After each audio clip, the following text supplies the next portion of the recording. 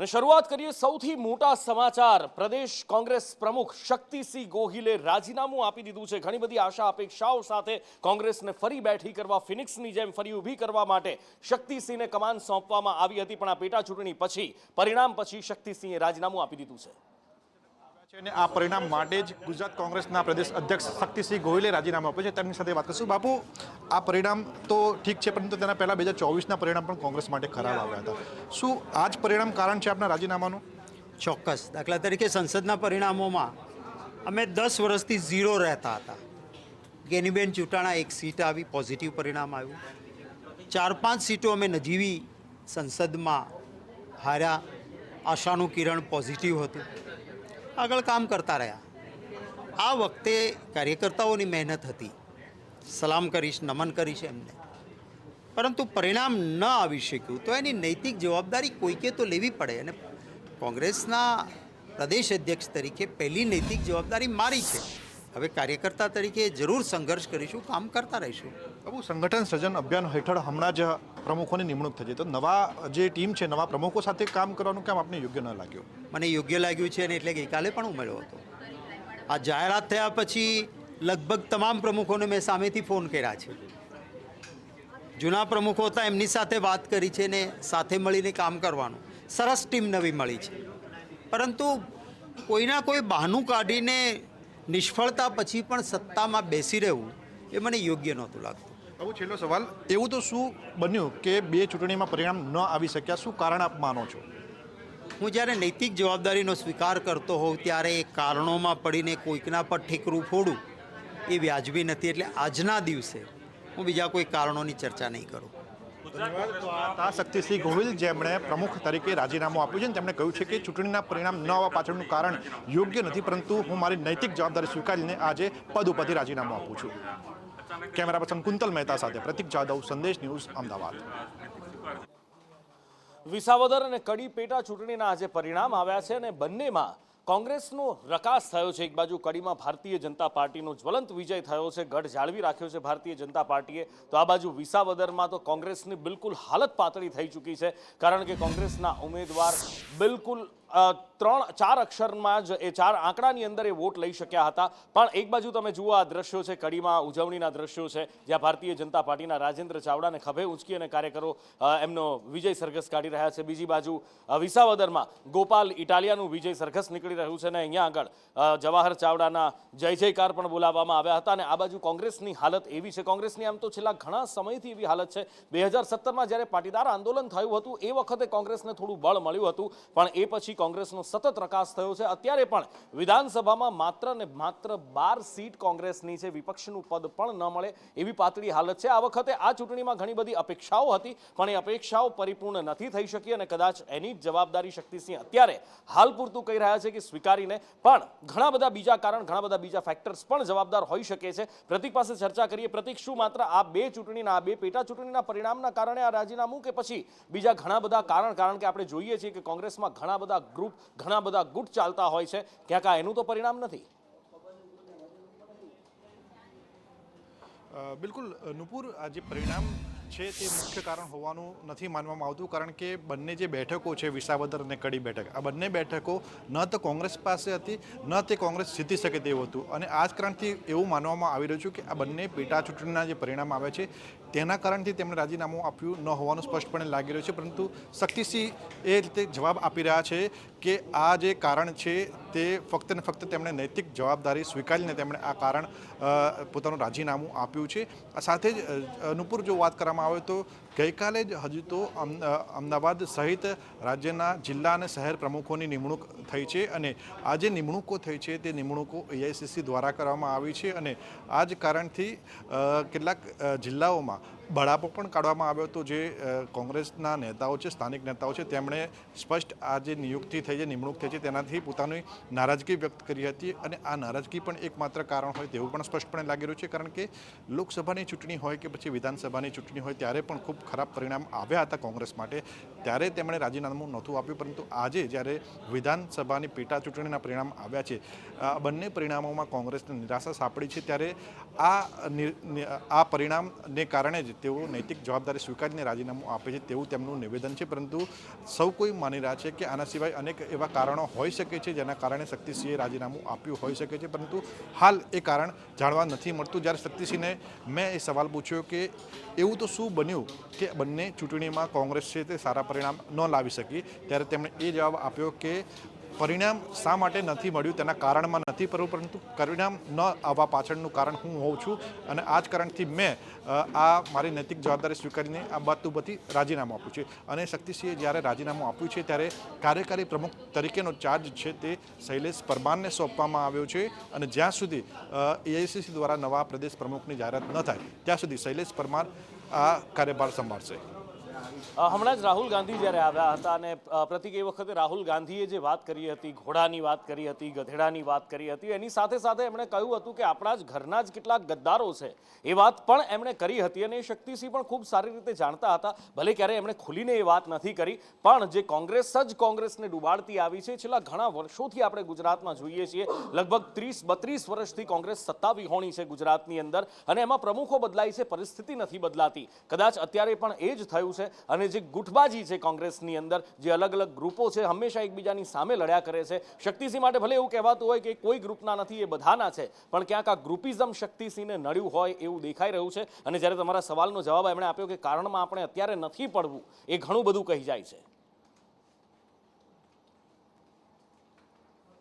સાચી વાત છે, કારણમાં અત્યારે નથી પડવું તે જ ઘણું બધું કહી જાય છે. કારણ કે શક્તિસિંહ કોઈ ગ્રુપના વ્યક્તિ નથી, પરંતુ અનેક એવા ગ્રુપો ગુજરાત કોંગ્રેસમાં ચાલે છે જેના કારણે કોંગ્રેસ ઊંચી આવી શકી નથી 30 વર્ષથી. અને આ જ કારણથી કદાચ શક્તિસિંહે રાજીનામું આપ્યું તેમ લાગ્યું છે. કારણ કે રાહુલ ગાંધીએ ભલે વાત કહી હોય કે ગુજરાતમાંથી હવે એ નેતાઓને દૂર કરવાના છે કે જે કોંગ્રેસમાં રહીને જ કોંગ્રેસને નુકસાન કરે છે અને ભાજપને ફાયદો કરાવે છે, ત્યારે આવા નેતાઓને હજુ સુધી દૂર નથી કરાયા. આ એક કારણ હોઈ શકે છે કે આવા નેતાઓ કોંગ્રેસમાં છે, યથાવત છે અને તેમને કાર્યભાર મળી રહ્યો છે, નવી જવાબદારીઓ મળી રહી છે. અને આ જ કારણથી કદાચ શક્તિસિંહે રાજીનામું આપ્યું તો પણ નવાઈ નહીં, પરંતુ હાલ શક્તિસિંહ દ્વારા કોઈપણ કારણ વિના રાજીનામું આપ્યું છે. તેમણે ફક્ત એ જ કહ્યું છે કે બંને પેટા ચૂંટણીના જે પરિણામો છે તે કોંગ્રેસ માટે નિરાશાજનક છે અને આ જ કારણથી હું મારી નૈતિક જવાબદારી સ્વીકારીને રાજીનામું આપું છું.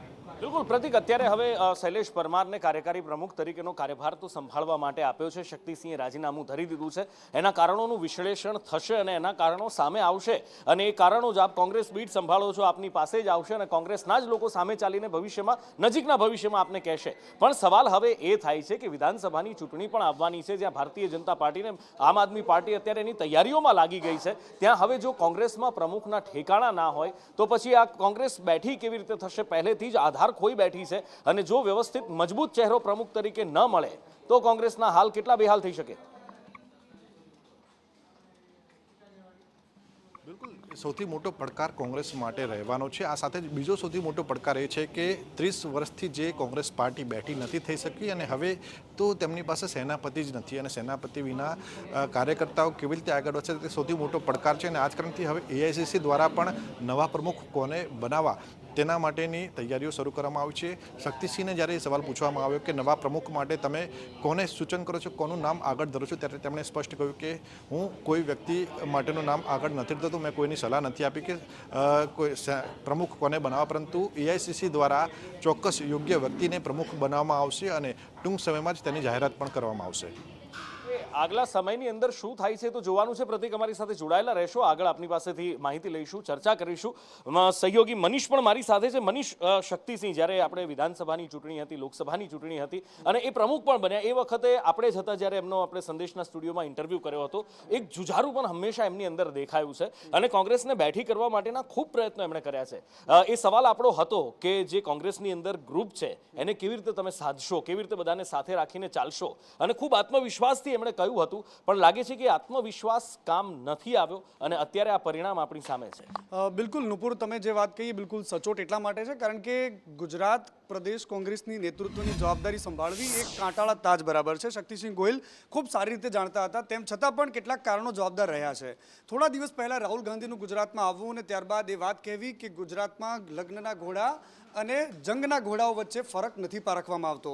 ત્યારબાદની આખી ગતિવિધિ તમે જોઈ. એ જ રાહુલ ગાંધીએ મધ્યપ્રદેશમાં જઈને એક વાત કરી કે મારી પાસે જે યાદી આવી હતી જિલ્લા પ્રમુખોની, એમાંથી મોટા નેતાઓના ડ્રાઈવર, પીએ એ લોકોના નામ સામે આવ્યા હતા. એ વાત સાબિત કરતી હતી કે ગુજરાત કોંગ્રેસના નેતાઓ કોઈ પણ કાળે પોતાની જે મૂળ આદત છે છોડવા તૈયાર નથી. મતલબ કે જૂથબાજી, મતલબ કે શક્તિસિંહ ગોહિલ એ પણ જાણતા હતા કે કોંગ્રેસમાં કેટલા જૂથો ચાલે છે. શક્તિસિંહ ગોહિલે ખૂબ પ્રયાસો કર્યા હોઈ શકે છે, કારણ કે એમની કોંગ્રેસના રાષ્ટ્રીય નેતૃત્વને એમના પર ખૂબ ભરોસો હતો. પરંતુ ગમે તેવો મજબૂત નેતા હોય, પરંતુ નુપુર જો પરિણામ નથી અપાવી શકતો તો આખરે એ માત્ર ને માત્ર એક જ વિકલ્પ બચે છે, એ રાજીનામું હોય છે. બિલકુલ મનીષ જોડાયેલા રહેશો મારી સાથે. પ્રતિક આપણી સાથે જોડાયેલા છે અત્યારે પ્રદેશ કોંગ્રેસ કાર્યાલયથી, અને પ્રતિકની સાથે ડોક્ટર મનીષ દોશી પણ છે. પ્રતિક, નુપુર, મારી સાથે મનીષ દોશી મુખ્ય પ્રવક્તા છે. મનીષભાઈ, ખાસ તો શક્તિસિંહ કાર્યભાર સંભાળ્યો લગભગ 2 વર્ષ ને 1 મહિનો થયો છે ને ટૂંકા સમયમાં તેમણે રાજીનામું આપ્યું છે. અને રાજીનામાનું કારણ તેમણે કહ્યું છે કે 2 પેટા ચૂંટણીના પરિણામ નથી આવી શકે, તેના માટે રાજીનામું આપ્યું. આપ શું માનો છો, મુખ્ય કારણ શું હોઈ શકે? જાહેર જીવનની અંદર ઉત્કૃષ્ટ માપદંડ સાથે રાજનીતિ કરનારા, ખાલી કહેવા માટે નહીં પણ હકીકતલક્ષી રાજનીતિ કરનારા માનનીય શક્તિસિંહ ગોહિલે ફરી એક વખત એ ઉચ્ચ માપદંડોને લોકો સમક્ષ મૂક્યા છે.